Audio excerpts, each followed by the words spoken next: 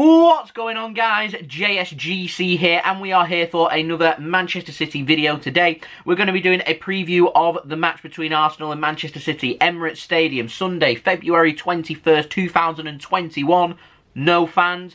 4:30 PM GMT kickoff time, live on Sky Sports in the United Kingdom. It's the apprentice taking on the master, Mikel Arteta, former Manchester City assistant manager, taking on who he was the assistant under, Pep Guardiola. But before we crack on with this preview, make sure, like always, if you are enjoying the content, you want to help to support my channel, then do subscribe, press that red button, press the bell and put your push notifications on. I'm aiming for 16,000 subscribers. We're less than 500 subs away from that, so any help towards that would be much appreciated. Don't forget also social media links, they're in the description below and sliding across at the bottom of the screen if you want to go and follow me on my Twitter and Instagram. Email also in the description below too if you want to hit me up for any sponsorships for any videos or any general business inquiries. Leave a thumbs up if you do enjoy this video, and also let me know your thoughts in the comments below, including your score and team prediction for this game. Let's crack on with this preview. Let's have a look first at Arsenal. In their last game, drew 1-1 against Benfica in Italy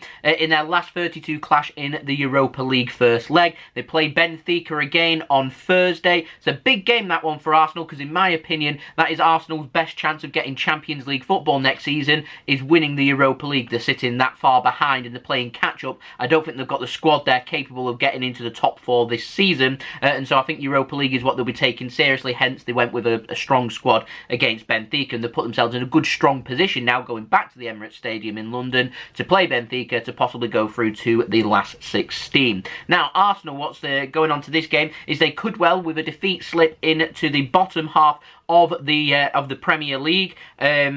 A draw should be enough to keep them in the top half, and a win could send them as high as 7th, depending on other results. For Manchester City, we played on Wednesday. We beat Everton 3-1 away in a big Premier League game. We've got a big Champions League first leg game coming up on Wednesday in Budapest, taking on Borussia Mönchengladbach. I do not think that Pep Guardiola for 1 minute will be thinking about that Mönchengladbach game. He'll only be focusing on Arsenal. We know right now that we're 10 points clear at the top of the Premier League. We're 10 points clear of Leicester and Manchester United, who are in second and third, or joint second, however you want to look at that. Manchester City, we know that if we lose this game and either one of Leicester and or Manchester United win, that gap's going to be cut to 7 points. The same with a draw, that gap will be cut to 8 points. If Manchester City can win and results go right, we could extend our lead past them 10 points as well. Going into the weekend, Leicester, they're playing before Manchester City on Sunday. They've got Aston Villa away, a very difficult game, that one, for Leicester. That's kicking off at 2:05 PM GMT. So if Leicester drop points, then that puts Man City in a strong position. Then we play against Arsenal, which is 4:30 PM GMT, and then after us at 7 PM GMT in the United Kingdom, it's Manchester United playing. They've got a home game against Newcastle. One thing I do know, though, from experience of winning the Premier League, is you must always presume that your rivals that are trying to compete with you at the top are going to win every single game. And so, no room for let-up. We're on a great run here, Manchester City. We need to be extending that winning run from 17 games, try and get that to 18 games in all competition. Now, moving back to our opposition, Arsenal. I'm expecting them to go with a bit of rotation. Like I said, they had a strong team out against Benfica. There'll be a bit of rotation there. They'll put a strong team out against us because they can still get themselves a decent European position for next season. And Arsenal's aim, firstly, will definitely be to secure European football again for next season, so they'll be looking to try and get into the top 5 or top 6, depending on how the cups go, maybe having to settle for the top 7, but quite frankly, where Arsenal were to where they are now, they've had a little bit of a recovery, but they need to be following that up with some wins, and a win at home against Manchester United could just be the spurring moment for Arsenal to try and rebuild their season, to try and push to finish as high as possible. For Manchester City, I'm expecting just to pass and more passing along. I'm hoping for quick movement from the players, keep Arsenal on the back foot, attack them, take the game to them, and look to score first. Very important. Manchester City, we haven't been behind in a game since match day 10 in the Premier League. So I'm looking for us to try and, it's obviously crucial for Manchester City's play to try and get ahead, and that's what we need to try and do. And if we do get ahead, we carry on pushing, getting that second goal, carry on trying to get that 2-goal cushion, carry on getting that 3-goal cushion, and then start to move on from there. What I will say is if City could get 2 or 3 goals as quickly as possible, that would be brilliant, and I could see Pep then starting to think about the big Champions League game and important players either coming off and getting a rest, or players that have just come back from injury if they do start in this game,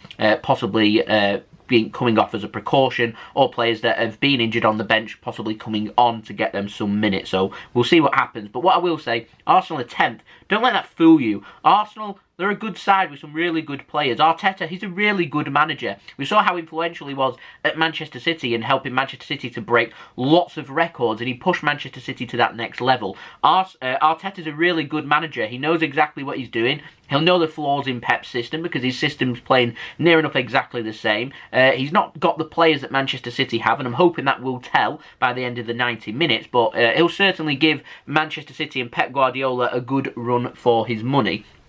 Now, looking ahead, Arsenal's form isn't brilliant. 1 win in their last 5 games in all competitions. Leeds at home was their last win. 4-2. They're scoring goals. So I'm wondering, maybe it'd be risky of Arteta to do this, but he might just do that because it might just be their best chance in this game to just take the game to Manchester City right from the off. Attack, try and score goals, put us under pressure that way, and go from there and see what happens. If you allow Manchester City to get on top and you start sitting deeper, you're inviting pressure, you're inviting the chance of conceding, you're inviting the chance of you making a mistake and Manchester City potentially punishing you from their mistake. So I'm wondering how he's going to approach it. Is it going to be defensive and look for the counter-attack, or is he going to take the game to Manchester City? If he does take the game to City, we could be in for one really good, entertaining game, in my opinion. Now, for Arsenal's squad, I'm expecting to see Leno in goal. Saka and Bellerin, I'm almost certain will start in this game as well. I'm wondering if David Luiz will start or not. Granit Xhaka will help to cover the gaps. Now, I thought one thing that Everton did really well was Doucouré and Tom Davies. They sat really well in the midfield, just in front of the defence, and helped not have many gaps there. I felt like when Tom Davies went off, is when Manchester City started creating more gaps against Everton. That's where opportunities started to arise. So if Arsenal are going to go over holding midfielder like Xhaka, who's going to partner him alongside him in the middle? I think that might be crucial to see what Arsenal's approach is going to be in this game. I'm wondering if new man Martin Odegaard, who they brought in from Real Madrid, is going to start in this game. Is Aubameyang going to be given a go? We've seen Martinelli start against us. Could it be Martinelli starting up top? Will it be Willian? Will it be Pepe? Will it be Lacazette? Like I said, there's some really good players there, and I've not even got round to some other players like Kieran Tierney as well.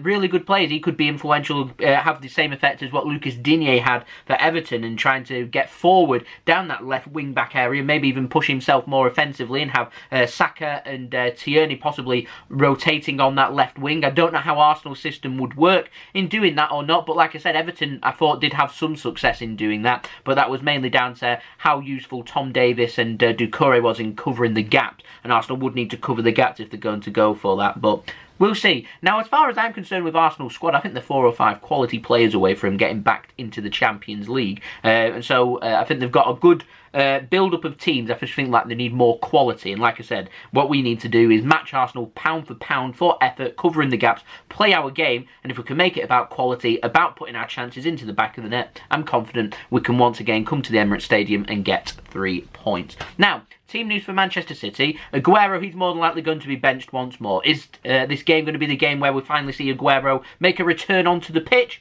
Maybe. Fernandinho, not sure how fit he is to start or not, but he did come off the bench for a couple of minutes, so I'm wondering if Fernandinho is good to go, whether Rodri may be given a little bit of a rest. Of course, with the little injury that Ilkay Gundogan's had, I can see him being benched as well, and Manchester City maybe just trying to change the midfield up a little bit, which I'll go through further when I get into my team prediction in just one moment. I suspect we may see Stones and Dias return at the back. I think the bigger question here is who's going to be starting out on the right-hand side and the left-hand side. Is it going to be Mendy? Is it going to be Zinchenko? Is it going to be Cancelo going on the left? Is it going to be Walker or Cancelo going on the right? With City having a big game coming up against Borussia Mönchengladbach, I'm expecting Manchester City to have plenty of squad rotation going into this squad.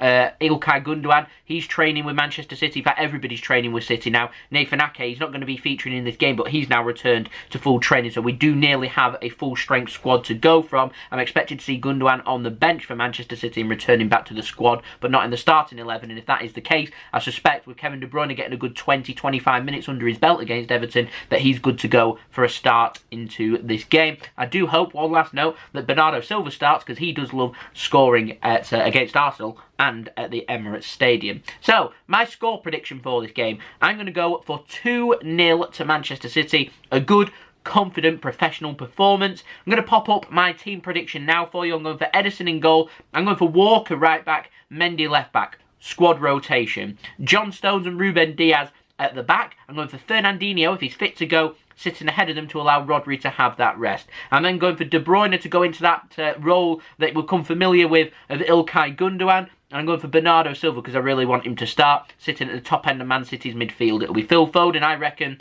on the left-hand side and Mahrez on the right-hand side. Two very informed players out on the wings.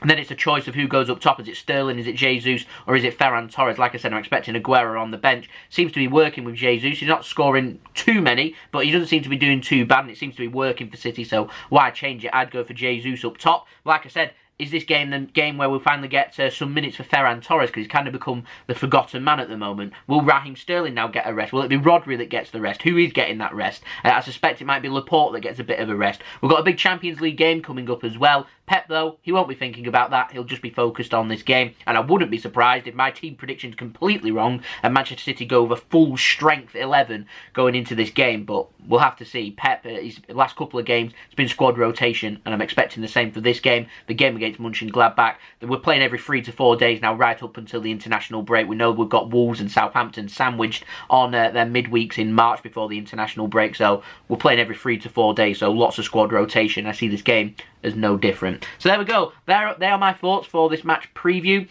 Do let me know your thoughts in the comments below with your score and team prediction of this game. Don't forget also to subscribe, press that red button, press the bell and put your push notifications on. Plenty more Manchester City content to come, including the live watch along of this game, which I've already got scheduled out on my channel if you want to go and set your reminder to stay tuned for that. We're going to go live at 4 PM GMT tomorrow. Don't forget also to check out my social media links. They're in the description below and sliding across at the bottom of the screen if you want to go and follow me on my Twitter and Instagram. Email also in the description below too if you want to hit me up for any sponsorships for any videos or any general business inquiries. Leave a thumbs up if you do enjoy this video. Like, comment, share, subscribe, and I'll see you all again tomorrow for that live watch along of the Arsenal away game. So I've been JSGC. I hope everyone is safe and well. Thank you everyone for watching. Peace.